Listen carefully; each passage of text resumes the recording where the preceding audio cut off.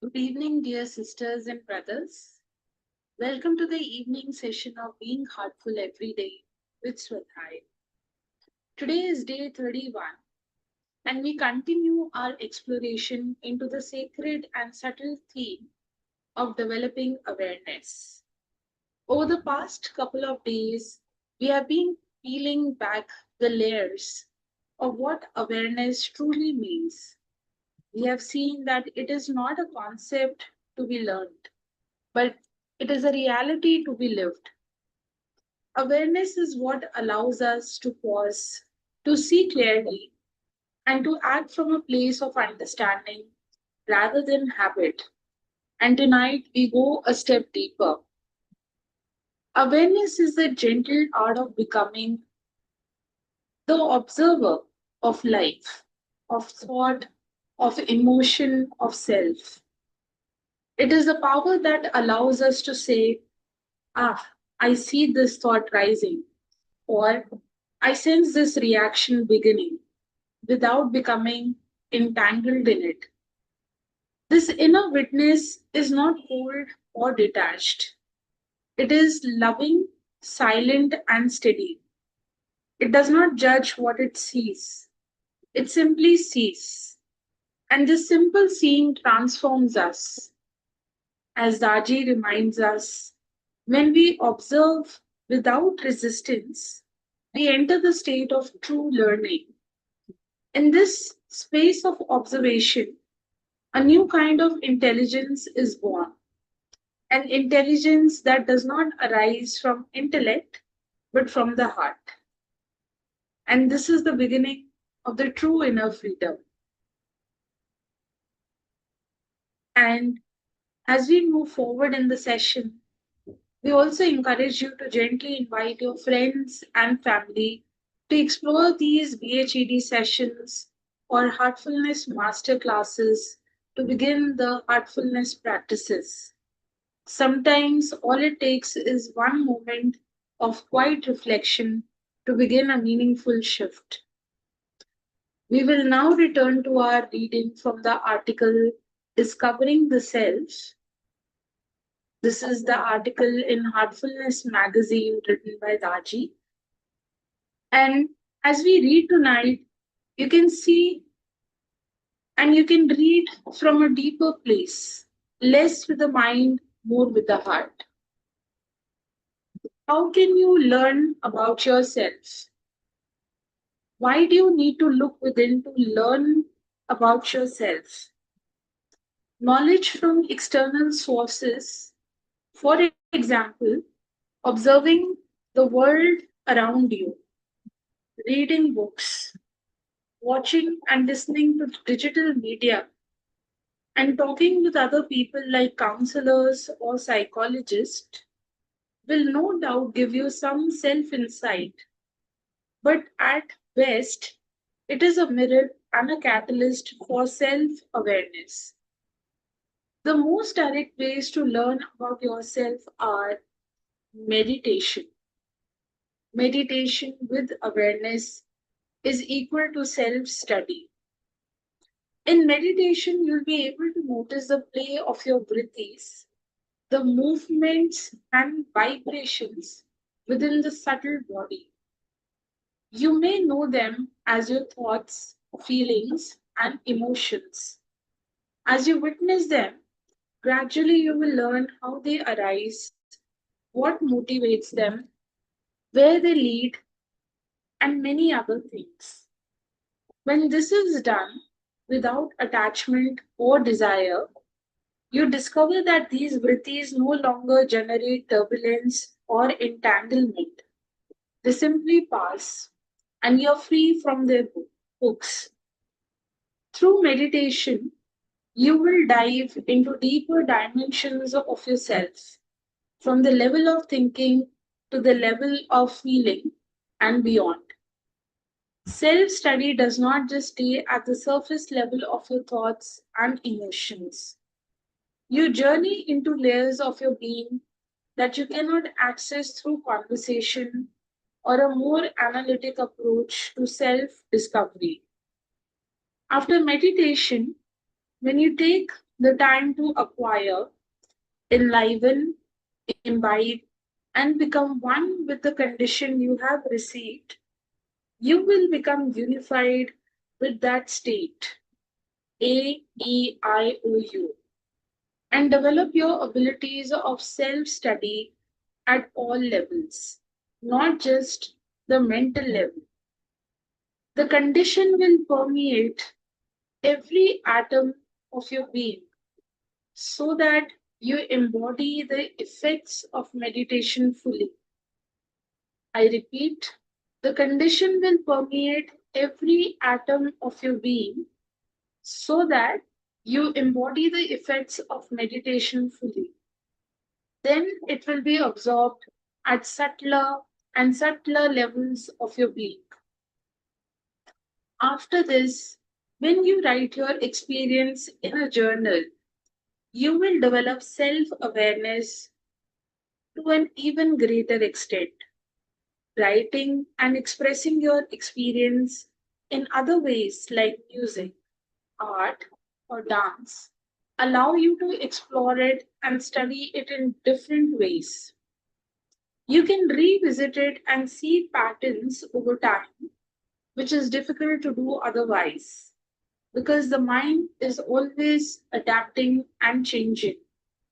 Your memories are not static, they evolve with new and added experience. Point number two, which is cleaning.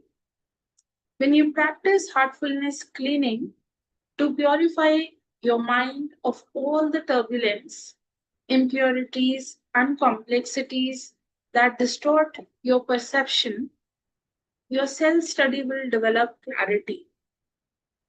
Point number three, which is continuous improvement. At bedtime, take a few minutes to go into your heart with a prayerful attitude and feel sincere regret for any wrongdoings, even if they were unintentional. Ask for forgiveness and resolve not to repeat them. Done sincerely, this simple practice clears your heart of any heaviness and removes guilt. The heart is the key to self study. It allows you to observe yourself with self compassion and self acceptance. After meditation, when you take the time to acquire, enliven, imbibe, and become one with the condition you have received, you will become unified with that state and develop your abilities of self study at all levels, not just the mental level. The condition will permeate every atom of your being so that you embody the effects of meditation fully. Then it will be absorbed at subtler and subtler levels of your being. What are the benefits of self study? Patanjali tells us that 2.44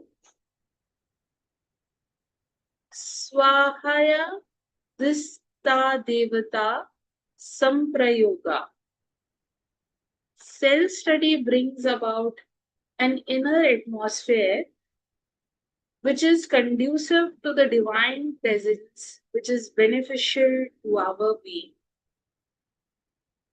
Dear sisters and brothers, let us take a pause here, for it is time for the universal prayer.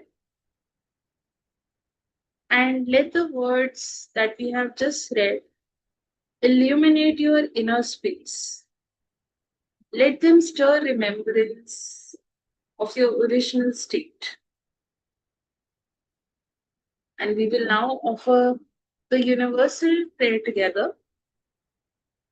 All brothers and sisters are being filled with love and devotion, and real faith is growing stronger in them. सभी भाई बहन प्रेम और भक्ति से भर रहे हैं और उनमें सच्ची श्रद्धा दृढ़ होती जा रही है.